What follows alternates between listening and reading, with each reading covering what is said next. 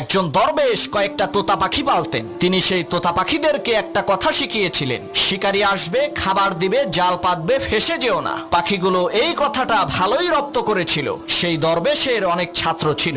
যখনই কোনো নতুন ছাত্র আসতো, তখন দরবেশ সেই ছাত্রের হাতে কিছু দানা আর জাল দিয়ে বলতেন, ওই গাছে থাকা তোতা পাখিগুলোকে ধরে নিয়ে আসো। ছাত্রটা পাখি ধরার জন্য গাছের কাছে যাওয়ার সাথে সাথে পাখিগুলো বলতে শুরু করত, শিকারী আসবে, খাবার দিবে, জাল পাতবে, ফেসে যেও না। পাখির কথা শুনে ছাত্ররা হতাশ হয়ে বলতো, এই পাখি ধরা কখনোই সম্ভব না। কিন্তু উস্তাদের হুকুম, পাখি তো ধরতেই হবে, এজন্য জাল ফেলতো। অবাক করা বিষয় হলো, জাল ফেলার সাথে সাথে পাখিগুলো জালে আটকে যেত। এর মানে হলো, পাখি জানে না খাবার মানে কি, জাল মানে কি, আর ফেসে যাওয়া মানে কি। ঠিক একই ভাবে ওই তোতা পাখির মতো আমরা মন্ত্রমুগ্ধ হয়ে সুর করে কোরআন তেলাওয়াত করি, কিন্তু শয়তান জাল ফেলার সাথে সাথে আমরা শয়তানের জালে ফেসে যাই। কারণ আমরা কোরআনের অর্থ